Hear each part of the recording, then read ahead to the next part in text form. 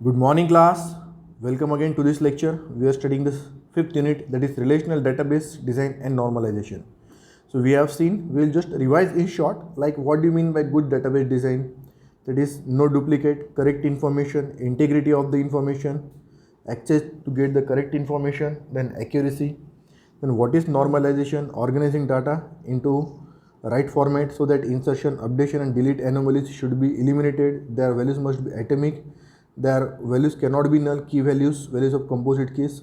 Dividing information into smaller and smaller tables, that is normalization. And we already know what do you mean by insert anomaly. That is, here we cannot insert another record if is not allotted. Then here you cannot delete the record, because if you delete the record, other values delete. You cannot update being multiple EMP IDs. So there are certain anomalies. So for that we know first normal form, second normal form. So we have already seen first normal form. In the first normal form, you can see here there cannot be multiple values. In this 102 EMP ID, there are two phone numbers.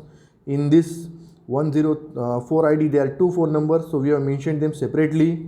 So tables look very fine. So that is one normal form, but still there are insert, update and delete anomaly.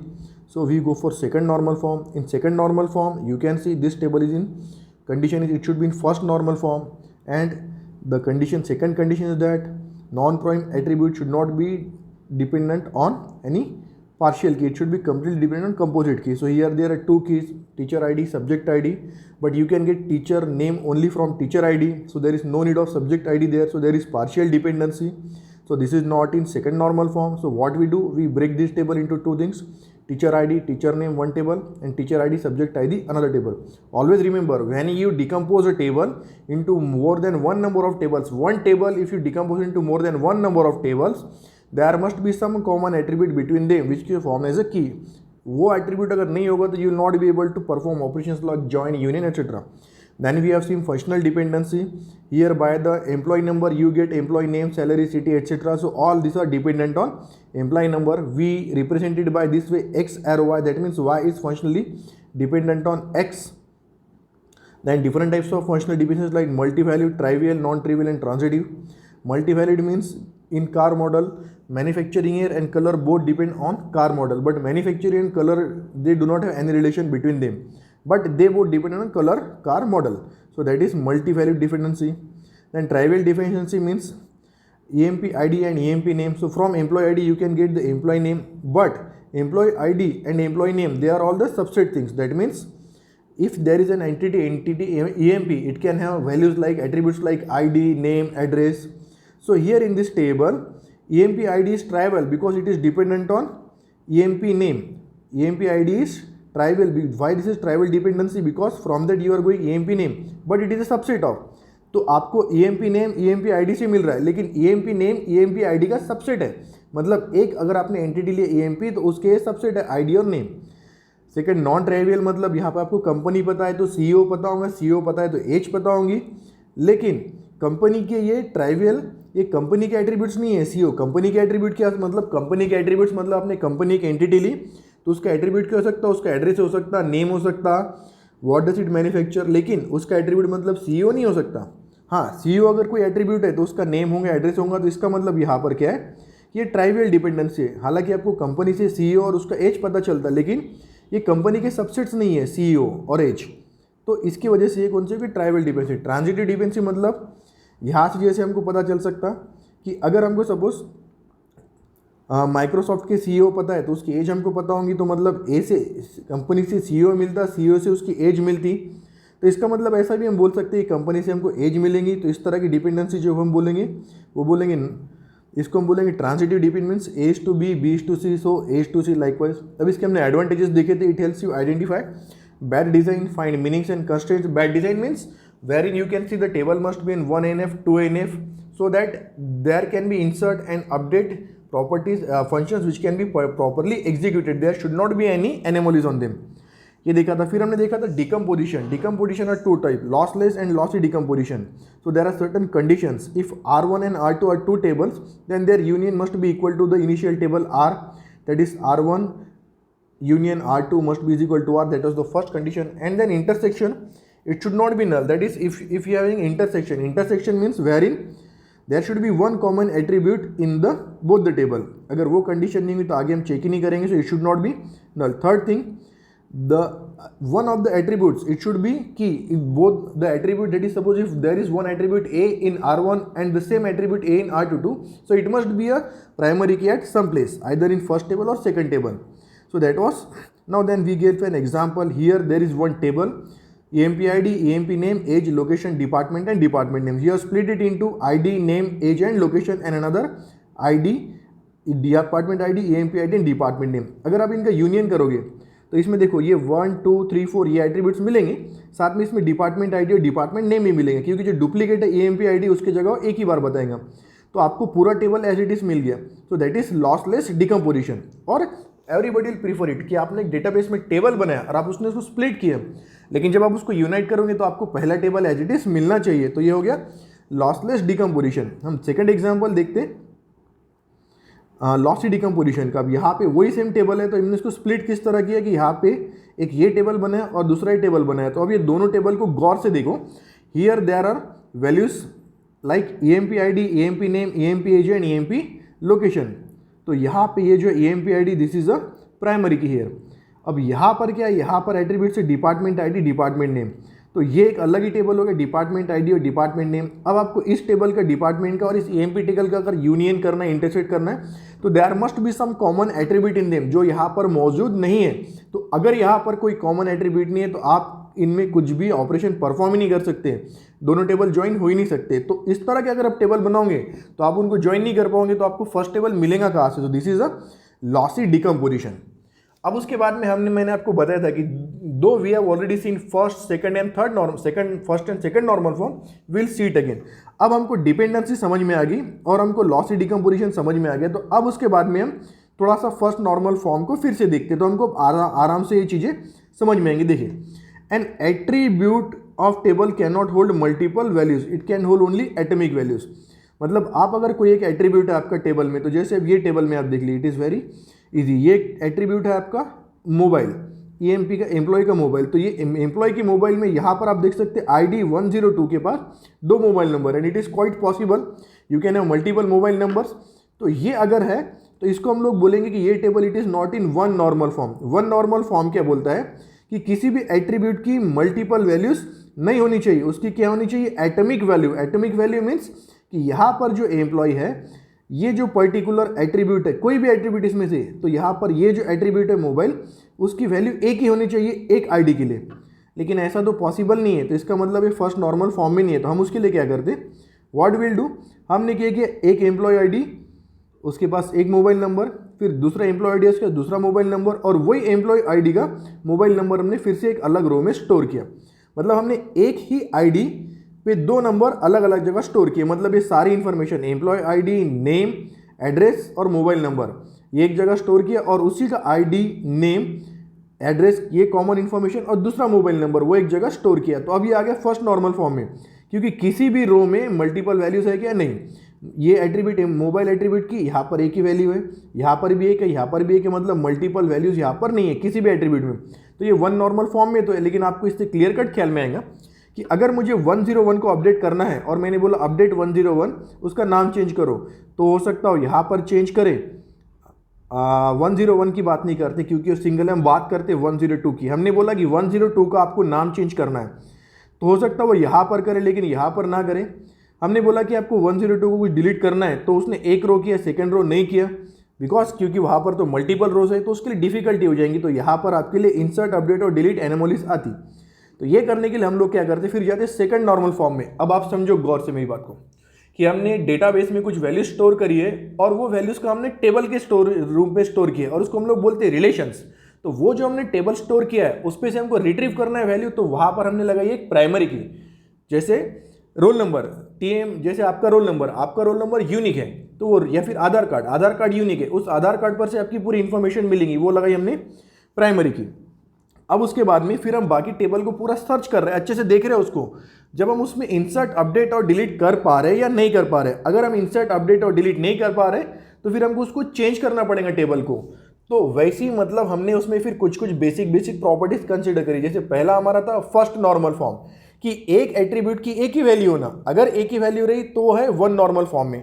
अब normal मतलब हम कर रहे हैं normalisation, और normalisation का meaning ही क्या है कि आपको टेबल को अच्छी तरह ऑर्गेनाइज करना है, ऑर्गेनाइजिंग द डेटाबेस टेबल और organising the database in a proper manner so that it can be appropriately and accurately retrieved. तो इसलिए हम लोग पहला फंक्शन देखते हैं कि टेबल वन नॉर्मल फॉर्म में होना। तो अब अपने वन नॉर्मल फॉर्म में तो ले आए, लेकिन उसमें भी इश्यूज आ गए। तो अब हम देखते हैं कि सेकंड नॉर्मल फॉर्म में होना। अब सेकंड नॉर्मल फॉर्म में अगर टेबल होगा तो उसकी क्या कंडीशन है, यानी सबसे पहले तो आपने वैल्यू स्टोर करी, अब आपने देखा वो वन नॉर्मल फॉर्म में है क्या। अगर हर एट्रीब्यूट की सिर्फ एक ही वैल्यू हो तो हाँ आपका टेबल क्या में वन नॉर्मल फॉर्म में है। लेकिन वन नॉर्मल फॉर्म में भी आपको इश्यूज आते हैं, और अभी हमने वो इश्यूज देखे कि उसमें आप इंसर्ट, अपडेट और डिलीट नहीं कर पा रहे हो। जैसे इसमें अगर आपको ये रो डिलीट करना है ID 101 और आप चाहते हैं कि ये वाली रो डिलीट हो, तो अब यहाँ फिर से मैं 101 कह रहा हूँ, 102 जो यहाँ पे रिपीटेड है, okay, which value is repeated here, ये यहाँ पर हमने इसको यहाँ पर ये हमने वन नॉर्मल फॉर्म में लाया था, और यहाँ पर मैंने 102 अगर ID के आगे की वैल्यूज डिलीट करने का बोला तो ये कौन सी वैल्यू डिलीट होंगी, ये या ये। सो डिलीशन एनोमली। उसके बाद में अगर सपोज मैंने इसका एड्रेस डिलीट करना चाहा कानपुर, तो इसके साथ में क्या होगा, ये ID एसोसिएटेड 102, तो ये पूरी की पूरी रो ही डिलीट कर देगा। मतलब जो मुझे नहीं डिलीट करना वो भी डिलीट हो जा रहा, तो मतलब डिलीशन एनोमली है। अपडेट भी नहीं इसको कर पाऊंगा मैं, और इंसर्ट भी नहीं कर पाऊंगा।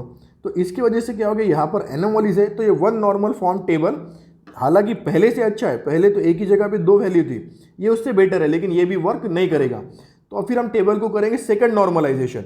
सेकंड नॉर्मलाइजेशन में क्या कंडीशन है कि पहले टेबल क्या होना चाहिए आपका, the table must be in first normal form. First normal form में होना चाहिए टेबल, ये है उसकी पहली कंडीशन। अब उसकी पहली कंडीशन फर्स्ट नॉर्मल फॉर्म में होना मतलब क्या होना कि आपको हर एट्रीब्यूट की एक ही वैल्यू होना। जैसे देखो यहाँ पे ID है 111, सब्जेक्ट ID है और टीचर का नेम है राजा। अब वो राजा जो टीचर है वो एक दूसरा सब्जेक्ट और पढ़ा था S2, लेकिन उसके लिए हमने क्या किया, S1, S2 करके यहाँ पर नहीं लिखा। जैसे हम यहाँ पर S1, S2 नहीं लिखा, हमने उसके लिए एक अलग से रो बनाई, उसमें फिर से ID, सब्जेक्ट ID और उसका नेम स्टोर किया। तो इसमें एटॉमिक तो है ये, ठीक है, ये एटॉमिक है। अब उसके बाद में सेकंड उसकी जो बात थी, सेकंड नॉर्मलाइजेशन फॉर्म में क्या होता, no non prime attribute is dependent on proper subset of any candidate key और कंपोजिट की।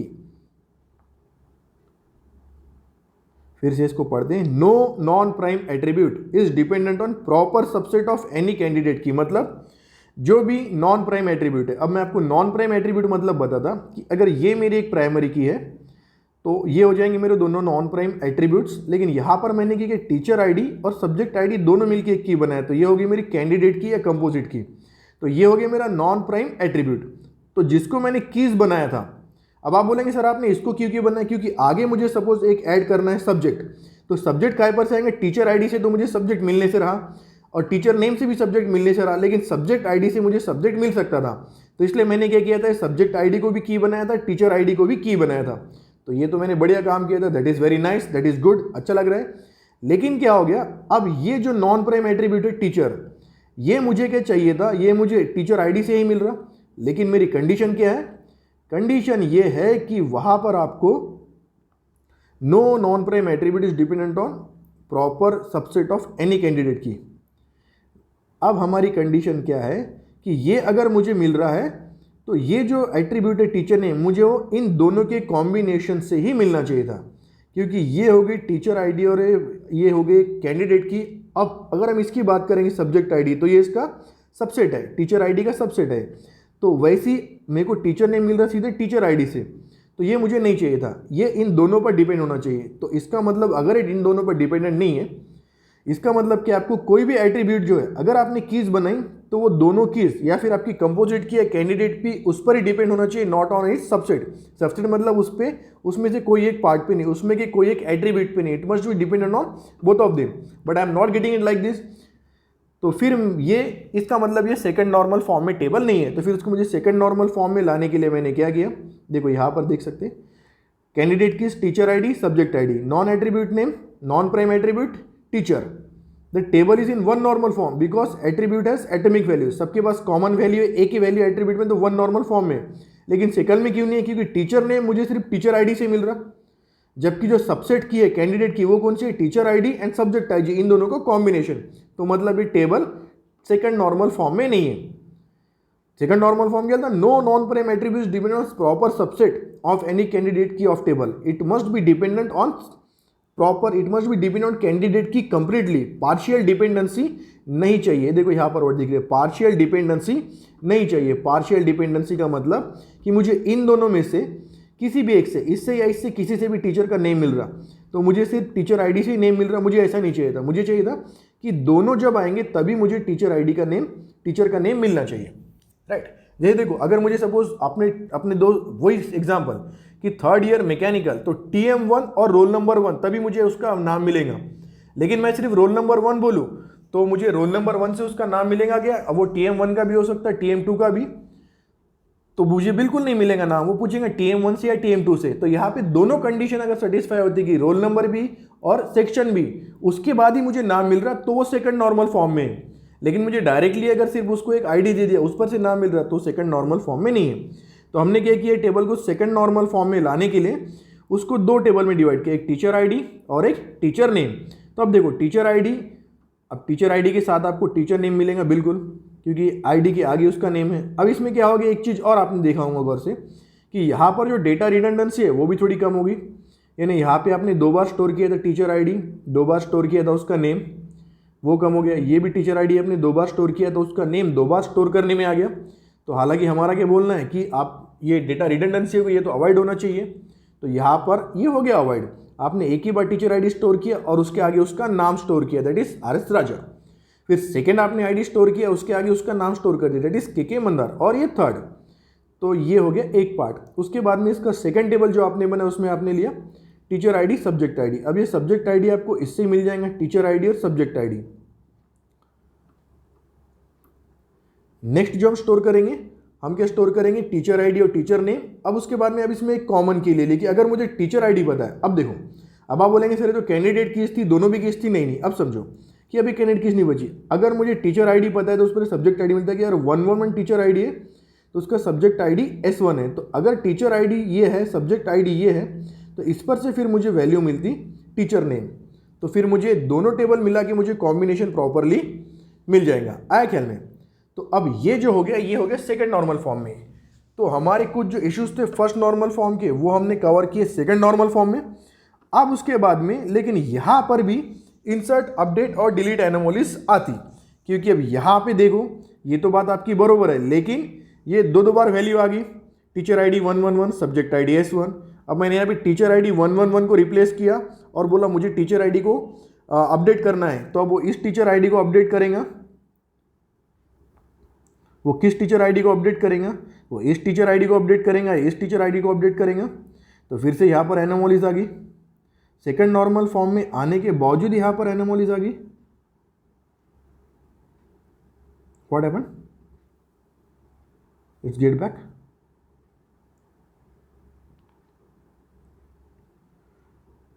Okay, there is something I'm trying to solve it. Okay, तो यहाँ पर हमको okay now done, ठीक है। तो ये अनोमली हमारी यहाँ पर निकल गई थी। I have to erase it. It is not getting erased. I do not know why. It must get erased. So it is saying, anyways, ठीक है, let us continue with that only.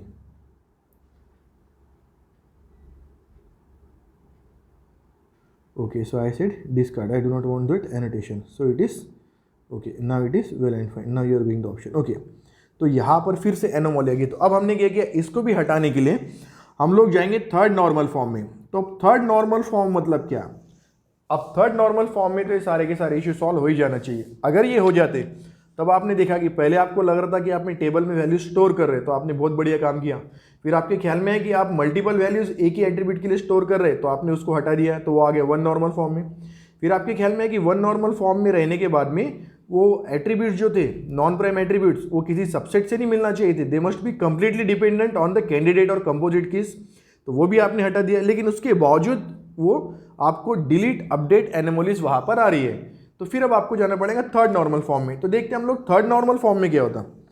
अगर third normal form में है कोई design, तो उसका मतलब क्या है, वो पहले तो टेबल सेकंड नॉर्मल फॉर्म में है। सेकंड नॉर्मल फॉर्म में है 2NF। 2NF का मतलब क्या था कि वहाँ पे हर एट्रीब्यूट की एक सिंगल वैल्यू है। एक एट्रीब्यूट की एक से ज़्यादा वैल्यू नहीं है मतलब एटोमिसिटी। और सेकंड, वहाँ पर जो है नॉन प्राइम एट्रीब्यूट किसी भी एक सबसेट पर डिपेंड नहीं है। नॉन प्राइम एट्रीब्यूट जो है वो हमको कैंडिडेट कीज है, तो कैंडिडेट कीज पर फंक्शनली एंड कंप्लीटली डिपेंडेंट है, पार्शियल डिपेंडेंसी वहाँ पर नहीं है। तो ये इससे हमको मिलेगा। और ये हो गया था सेकंड नॉर्मल फॉर्म। फिर उसके बाद में इसकी और दूसरी कंडीशन क्या है कि trivial transitive functional dependency of non prime attribute and super key should be removed. Transitive functional dependency मतलब हमने क्या देखा था कि अगर आपको ये ऐसा किया तो इसका मतलब हो जाएगा कि सी का पे डिपेंड है बी पे और बी का पे डिपेंड है ए पे।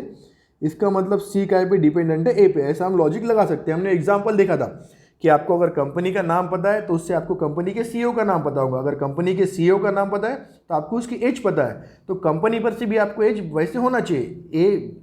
ये एग्जांपल से कि बी अगर ए पे डिपेंडेंट है और ये सी डिपेंडेंट है बी पे, बी डिपेंडेंट है ए पे, तो इसका मतलब हम ऐसा बोल सकते ए डिपेंडेंट ऑन सी। तो ये हो जाती थी transitive dependency.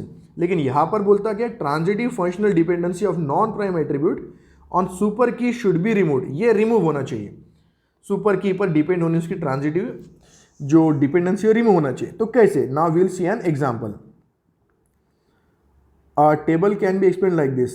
If it is in second normal form and for each functional dependency at least one of the following conditions x is super key, y is an attribute of the table. ठीक है, चलो अब हम यहाँ पर देखते हैं। अब इससे हमारे क्लियर कट समझ में आएगा। Employee ID, employee name, employee zip, employee state, employee city, employee district. Zip मतलब पिन कोड। तो अब देखो एम्प्लॉय आईडी आपको पता है तो आपको उसका नेम मिल जाएगा। अब उसको आपको एम्प्लॉय का जिप अगर आपको पता है, जिप मतलब उसका पिन कोड, तो पिन कोड पर से आपको पता चलता है स्टेट कौन सा है, सिटी कौन सा है, डिस्ट्रिक्ट कौन सा है। वैसे अगर आपको आईडी पता है तो आईडी पर से आपको नेम मिल जाएगा। अगर जिसका आपको नेम मिला तो उसका आपका पिन कोड पता है कि वो पर्टिकुलर पर्सन की अपनी वैल्यू स्टोर की है, तो उस पर से ये सारी वैल्यूज आपको मिल सकती। तो यहाँ पर आप इसको बोल सकते एक की और एक की इसको बोल सकते। तो ये दोनों मिला के या तो कंपोजिट की आप बोल सकते या तो कैंडिडेट की आप इसको बोल सकते। और अगर इनमें से आपको दोनों की नहीं बना तो ये होगी आपकी primary key. But here this both are keys, ये भी की है ये भी की है, और ये कौन सी की है? कंपोजिट कीज है। तो अब देखते हैं अपन सुपर कीज। देखो एम्प्लॉय आईडी ये होगी आपकी प्राइमरी की। अब employee ID, employee name, employee ID, employee name so on, in candidate keys employee ID ये हो गए। और non prime attributes, employee all attributes except employee underscore ID और non prime attributes are they are not part of the candidate keys. तो यहाँ पे आपने देखा ये आपकी सुपर की है, प्राइमरी की। ये जो सारी चीज़ें हैं ये आपके हो गए नॉन प्राइम एट्रीब्यूट, क्योंकि ये किसी और पे डिपेंडेंट है। ठीक है, ये खुद की है क्या नहीं। जैसे आपको अगर स्टेट पता है यूपी, तो यूपी से आपको कुछ नहीं है। आपने एम्प्लॉय आईडी जब तक आप 101001 नहीं बोलेंगे आपको इन्फॉर्मेशन नहीं मिलेंगी। तो ये हो गया था आपका नॉन प्राइम एट्रीब्यूट। हम यहाँ पे देखते हैं, not get confused. Here employee state, employee city and employee district depend on employee zip. अगर आपको एम्प्लॉय का पिन कोड पता है तो आपको उसका स्टेट, सिटी और डिस्ट्रिक्ट मिल सकता। लेकिन जिप आपको कब पता रहेगा? जिप आपको पता रहेगा अगर आपको उसका आईडी पता है तो, राइट, उसका आपको आईडी पता है तो इसका मतलब क्या है कि यहां पर A/B to C वाली बात हो रही है। तो मतलब यहां पर हो रही ट्रांजिटिव डिपेंडेंसी। कैसे? आपको एम्प्लॉय का स्टेट अगर जिप पता रहा तो आपको एम्प्लॉय का स्टेट पता चल जाएगा, एम्प्लॉय की सिटी पता चल जाएंगी और एम्प्लॉय का डिस्ट्रिक्ट पता चल जाएगा।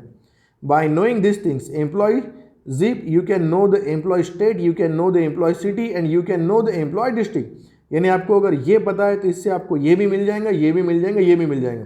ठीक है, और उसके बाद में लेकिन अगर आपको एम्प्लॉय आईडी पता है तो उससे आपको उसका पिन कोड भी मिल जाएगा, क्योंकि उसके अगेंस्ट आपने वो डाटा स्टोर किया है। तो मतलब ऐसा हो गया कि एम्प्लॉय आईडी आपको पता है तो आपको उसका पिन कोड भी मिल जा रहा है। तो हियर यू कैन से कि this one, this two, this three they are functionally dependent on this one and this is dependent on employee ID. तो एम्प्लॉय आईडी को अगर मैं ए बोलूँ, ये इसको बी बोलूँ, इसको सी बोलूँ सपोज। ठीक है, ये जो तीन है इसको कंबाइन में हमने बोला सी, ये हो गया हमारा बी और ये हो गया हमारा एम्प्लॉय आईडी ए। तो इसको हम ऐसा लिख सकते हैं कि B is functionally dependent on A and C is functionally dependent on A, B, hence we can say that C is functionally dependent on A। आ रहा समझ में मैं क्या बता रहा? ये इसको हमने बोला एम्प्लॉय आईडी हो गया A, जिप आईडी हो गया B और ये तीनों मिला के आपका हो गया C। तो आपको C मिल रहा B से और B मिल रहा A से, मतलब C is dependent on B and B is dependent on A. तो हमने अब भी जस्ट देखा था ट्रांजिटिव डिपेंडेंसी में ऐसा बोल सकते कि अगर सी बी पे डिपेंड करता और बी ए पे डिपेंड करता, इसका मतलब सी ए पे भी डिपेंड करता, सी ए पे भी डिपेंड करता। क्योंकि अगर आपको एम्प्लॉय लॉजिकली देखते हैं, अगर आपको एम्प्लॉय आईडी पता है तो आपको एम्प्लॉय आईडी के अगेंस्ट में उसका नेम, पिन कोड, ये सारी चीज़ें मिल जाएंगी। अभी डिपेंडेंसी कैसी होगी कि this depends on this, this depends on this, तो therefore this depends on this, A is to B is to C, मतलब ए अगर बी पे डिपेंड, अगर बी डिपेंडेंट है ए पे और सी डिपेंडेंट है बी पे, इसका मतलब सी डिपेंडेंट है ए पे। तो ये जो होगी ये होगी ट्रांजिटिव डिपेंडेंसी। ये क्या होगी? Transitive dependency. और हमने जस्ट बोला था कि आपको अगर थर्ड नॉर्मल फॉर्म में चाहिए तो इसका मतलब ट्रांजिटिव फंक्शनल डिपेंडेंसी किसी भी नॉन प्राइम एट्रीब्यूट की must be removed. Transitive functional dependency नहीं होना चाहिए, तो इस तरह की डिपेंडेंसी वहाँ पर नहीं होना चाहिए। मतलब ऐसा कुछ नहीं होना कि ये तीनों इस पे डिपेंड है और ये इस पे डिपेंडेंट है, ऐसी हमको वहाँ पर ट्रांजिटिव डिपेंडेंसी नहीं चाहिए। तो इसका मतलब अब जब वो नहीं रहेंगी तब ये रहेगा थर्ड नॉर्मल फॉर्म में। तो अब टेबल को हमको थर्ड नॉर्मल फॉर्म में लाने के लिए हम लोग क्या करेंगे, फिर से इसको डिवाइड करते, वेरी सिंपल। अब इस पर से दूसरे टेबल बनाओ, तो employee ID, employee name, employee zip. अब देखो आईडी से आपको नाम पता चल रहा है और नाम से पिन कोड पता चल रहा है, आपने ये एक टेबल बनाया। दूसरे टेबल में आपने क्या किया, पिन कोड से आपको स्टेट मिल रहा, ये पहला ही टेबल है। दूसरा टेबल देखो, एक मिनट, दूसरा टेबल आएगा तब देखेंगे, ये आएगा दूसरा टेबल। दूसरे टेबल में आपको क्या मिल रहा है, पिन कोड से स्टेट पता चल रहा, स्टेट से सिटी और सिटी से डिस्ट्रिक्ट आपको पता चल रहा पिन कोड से सिर्फ, ठीक है। और उसके बाद में जब हम ये दोनों टेबल को ज्वाइन करेंगे तो दोनों में एक कॉमन एट्रीब्यूट है जीप, जो यहाँ पर भी है और वो एट्रीब्यूट नेक्स्ट टेबल में भी है, यहाँ पर भी है वो एट्रीब्यूट। तो इन लोग को अब आप इस टेबल को ज्वाइन करोगे तो डुप्लीकेट को अगर हटा देंगे, अगर आप यूनियन करते तो डुप्लीकेट आता था, तो यहाँ से आपको स्टेट, सिटी, डिस्ट्रिक्ट मिल जाएगा, जिप मिल जाएगा, और यहाँ से आपको आईडी और नेम मिल जाएगा। तो इस तरह से आपका पूरा टेबल एज इट इज आ जाएगा। तो अब क्या हो गया, now your table is in third normal form. तो इस तरह से अब आपका डेटाबेस एकदम परफेक्ट बन गया है। So we have understood what is first normal form, what is second normal form and what is third normal form. अब आप लोगों को करना क्या है, सबसे पहले आपको तो प्राइमरी की, कंपोजिट की, प्राइमरी की मतलब समझना क्या है और कंपोजिट की मतलब क्या है वो अच्छे समझना है। फिर आपको टेबल में स्टडी करना है कि उसमें प्राइमरी की कौन सी है, कंपोजिट की है क्या उसके अंदर, उसके बाद में प्राइम एट्रीब्यूट्स कौन से है, नॉन प्राइम एट्रीब्यूट्स कौन से, और फिर टेबल में आपको एटॉमिक वैल्यूज है कि वहाँ पे हर एट्रीब्यूट की, वो आपको देखना है। उसके बाद में हमें देखना है आप इंसर्ट कर सकते हैं कि उसमें वैल्यू अपडेट कर सकते हैं क्या, अगर नहीं कर सकते तो उसमें एनोमलीज है, तो वो एनोमलीज रिमूव करने के लिए आपको क्या होना चाहिए, टेबल फर्स्ट नॉर्मल फॉर्म में, सेकंड नॉर्मल फॉर्म में, थर्ड नॉर्मल फॉर्म में। अब इस टेबल में क्या कर सकते हो, आप कहीं पे भी कैसे भी अपडेट कर सकते हो कि आप किसी भी तरह से अपडेट मतलब इंसर्ट, अपडेट, डिलीट कर सकते हो। So that is the complete solution. So this is all about this particular topic. There is just small point left, as such we have covered everything in this topic. देखो यहाँ पर हम फिर से एक बार देख लेते फ्रॉम द बिगिनिंग इटसेल्फ। यहाँ पर बस यही चीज़ें थी जो हमको खास तौर पे इसमें देखना थी, that is functional dependencies, then lossy decomposition and then lossless decomposition and these three normal forms. Normal forms mean one normal, second normal and third normal. And what do you mean by these cases? ये क्या था, तो ये अपन ने यहाँ पर complete कर लिया। And what do you mean by this different anomalies. So what you have to do, you have to study it all. यहाँ से शुरू किया था। डेटाबेस डिज़ाइन मतलब क्या देखा था हमने, रिवाइज इट फास्ट। नॉर्मलाइजेशन मतलब क्या, एनोमलीज क्या होती करके देखो, एनोमलीज यहाँ पर इंसर्ट, अपडेट, डिलीट, फिर first normal form, second normal form, उसके बाद में हमने देखा था dependency, functional dependency multi value, trivial, non trivial and transitive. फिर ये हमने देखा था मल्टीपल, उसके बाद में हमने देखा था ट्राइवियल, उसके बाद में नॉन ट्राइवियल, उसके बाद में ट्रांजिटिव जो हम जस्ट एग्जांपल देख रहे हैं 3NF। फिर उसके advantages, then we have say lossy and lossless decomposition, ताकि हमको टेबल एज इट इज मिल सके, lossless decomposition is preferred. Then we have again seen first normal form, second normal form and third normal form. So we have completed almost everything in this particular lecture. So what we'll do, we'll stop here. I'll see you in the next class. Till then, thank you class. See you soon. Well, maybe see you soon. Okay. Thank you class. Good day. Jai Hind.